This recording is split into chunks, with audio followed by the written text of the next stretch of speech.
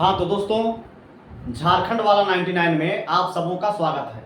दोस्तों, जैसा कि मैंने प्रीवियस वीडियो में डिस्कस किया था second law of thermodynamic and Carnot engine. तो देखिए, कार्नोट इंजन में जो फॉर्मूला है जिस पर न्यूमेरिकल्स पूछे जाते हैं, तो ये फॉर्मूला के बारे में थोड़ा मैं डिस्कस कर दे रहा हूँ।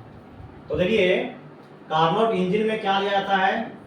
कार्नोट इंजन ये हाइपोथेटिकल प्रोसेस है जो कार्नोट साहब ने बताए। तो इसमें किया जाता है सोर्स, क्या लिया जाता है, सोर्स जिसका टेम्परेचर हम क्या मानते हैं, T1। आप देखिए, ये मान लीजिए कि इंजन है, ये क्या है, इंजन है, और एक ये क्या है, ये सिंक है जिसका टेम्परेचर मानते हैं T2। तो सोर्स का टेम्परेचर हमेशा बड़ा रहेगा किसे, सिंक का टेम्परेचर से। T1 is greater than T2।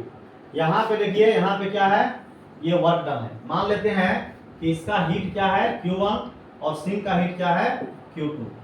तो यहाँ पे समझिए दोस्तों, ये जो सोर्स है, मतलब जिसे हीट आ रहा है, मशीन को हीट मिल रहा है, तो मान लीजिए कि यहाँ से टेम्परेचर T1 आया या Q1 हीट आया, तो ये हीट क्या हुआ, तो ये हीट का कुछ पार्ट वर्क डन में यूज हुआ। इस हीट का जो सोर्स से हीट आया, इसका कुछ पार्ट वर्क डन में यूज हुआ, और कुछ पार्ट जो बच गया ये कहाँ पे चला गया, सिंक में।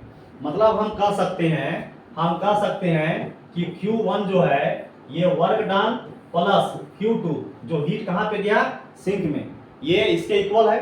तो यदि हम ऐसे बोले कि वर्क डन कितना हुआ, तो वर्क डन कितना हुआ, तो वर्क डन जो है ये Q1 माइनस Q2 के बराबर होगा, Q1 माइनस Q2 के बराबर होगा। या इसका यदि हम एफिशिएंसी निकालना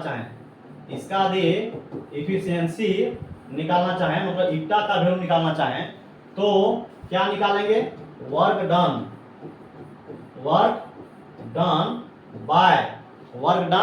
बाय हीट एब्जॉर्ब।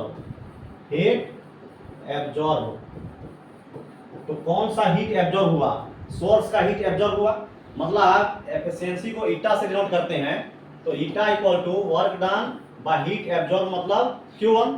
तो W मतलब वर्क डन है, तो वर्क डन के जगह पर हम क्या लिख सकते हैं, Q1 माइनस Q2। तो यहाँ पे लिख सकते हैं Q1 minus Q2 by Q1। तो इतना समझ गए होंगे, ये क्या है, एफिशिएंसी है।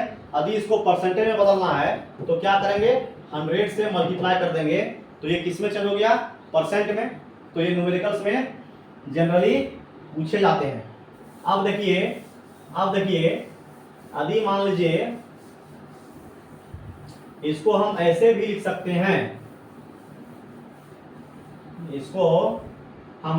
सकते हैं, जैसे ईटा इक्वल टू क्या आया, ये क्या है, एफिशिएंसी है। तो Q1 माइनस Q2 बाय क्या आया, Q1। इसको सिंप्लीफाई करके लिख सकते हैं Q1 by Q1 minus Q2 by Q1। That means 1 minus Q2 by Q1। इसको ऐसे भी लिखा जा सकता है। यदि टेम्परेचर के केस में लिखें तो 1 minus T2 by T1, 1 minus T2 by T1। That means work का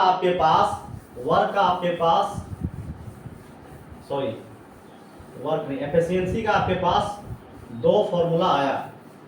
एफिशिएंसी का आपके पास ये जो है, ये ईटा का वैल्यू एफिशिएंसी, ईटा का जो है, इसके लिए दो फॉर्मूला आया, 1 minus Q2 by Q1 is equal to 1 minus T2 by T1। That means higher temperature 1 minus lower temperature by higher temperature. ये टेम्परेचर किसका है, सिंक का है। तो सिंक का टेम्परेचर हमेशा कम रहेगा किससे, सोर्स से।